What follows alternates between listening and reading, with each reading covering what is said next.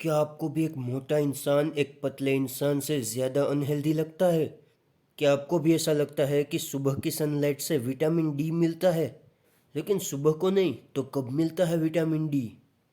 क्या आपने कभी सुना है किसी के बाल रातों रात सफ़ेद हो गए हो?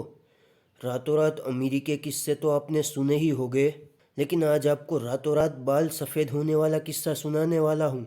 दोस्तों, मैं सुरपाल सिंह आपके लिए लाया हूँ 7 अमेजिंग हेल्थ से जुड़े फैक्ट, जैसे सुनकर आपके पैरों तले ज़मीन खिसक जाएगी।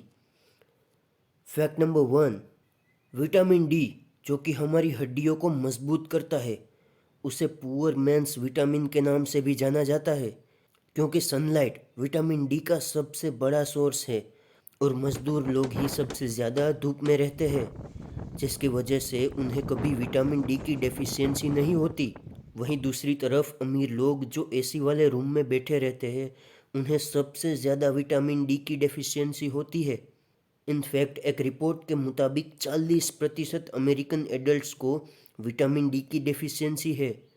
और इसी तरह विटामिन डी को सनशाइन विटामिन के नाम से भी जाना जाता है। रीज़न तो आपको पता ही होगा, कमेंट में ज़रूर लिखिएगा। Fact number 2। विटामिन डी की बात चल ही रही है तो ये भी जान लीजिए, विटामिन डी सुबह की सनलाइट से नहीं, दोपहर की सनलाइट से मिलता है।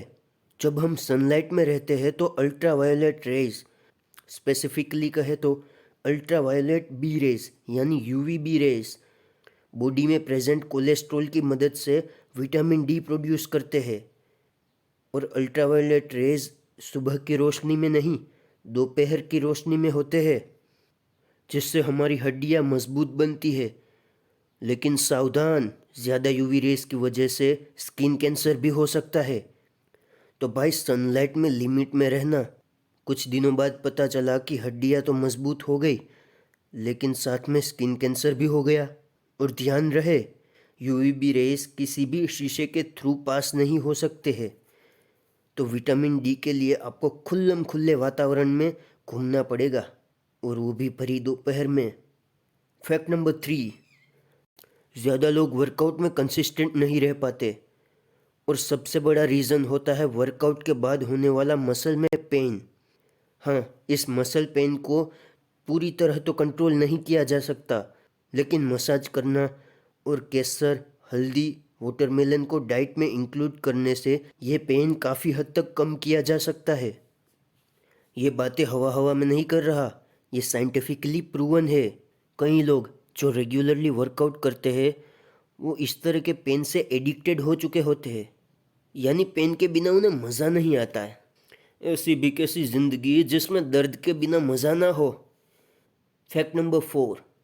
हमारी बॉडी का सबसे स्ट्रॉन्गेस्ट मसल कौन सा है, जो सबसे ज़्यादा फोर्स प्रोड्यूस कर सकता है? अगर आपका जवाब है बाइसेप्स, तो आप बिल्कुल गलत हो। और अगर आपका जवाब है फोरआर्म्स, तो भी आप बिल्कुल गलत हो, क्योंकि ह्यूमन बॉडी का सबसे स्ट्रॉन्गेस्ट मसल है मैसेटर, जिसे जो मसल भी कहा जाता है, यानी जबड़े का मसल। जी हाँ, जो दांतों को, जिसमें इंसिजर यानी ये वाले दांतों को 25 किलो के फोर्स से दबा सकता है, और मोलार्स यानी ये वाले दांत, इनको 90.7 किलो के फोर्स से दबा सकता है। Fact number 5। चलो आपको रातों रात बालों के सफ़ेद होने का किस्सा सुनाता हूँ। कहानी थोड़ी सी डरावनी है। मैरी एंटोनेट फ्रांस की एक रानी थी, लेकिन एक बहुत बड़ी क्रांति के चलते उन्हें रानी के पद से हटाकर अगले दिन उन्हें मौत की सज़ा सुनाई गई।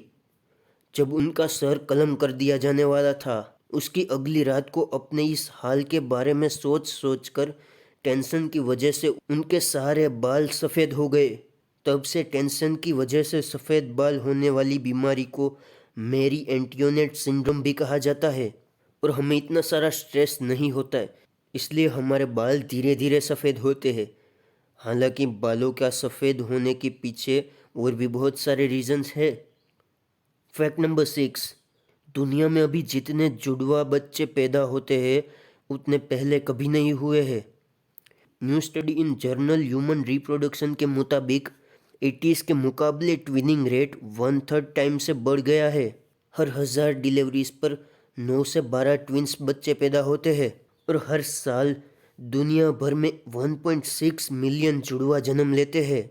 इसकी वजह है मेडिकली असिस्टेड रिप्रोडक्शन टेक्निक्स और स्त्री का ज़्यादा उम्र के बाद प्रेग्नेंट होना। फैक्ट नंबर 7, अगर आपको लगता है कि मोटे से तो पतला होना अच्छा है तो आप बिल्कुल गलत हो, क्योंकि 2008 में Scandinavian journal of public health में एक स्टडी पब्लिश हुई जिसमें 16 टू 74 ईयर्स के स्वीडिश लोगों पर 12 साल तक स्टडी की गई और पता चला कि ओबेसिटी की वजह से लोगों की डेथ के चांसेस 50% तक बढ़ जाते हैं, लेकिन अंडरवेट होने की वजह से लोगों के डेथ के चांसेस 140% आदमियों में और 100% औरतों में बढ़ जाते हैं। यानी पतला होना मोटे होने से डबल से भी ज़्यादा रिस्की है। मेरा कहने का मतलब ये बिल्कुल नहीं है कि मोटा होना अच्छा है, इसलिए लंबी उम्र के लिए हमेशा फिट रहिए। आपको इसमें से कौन सा फैक्ट पहले से पता था, ये कमेंट में ज़रूर लिखिएगा।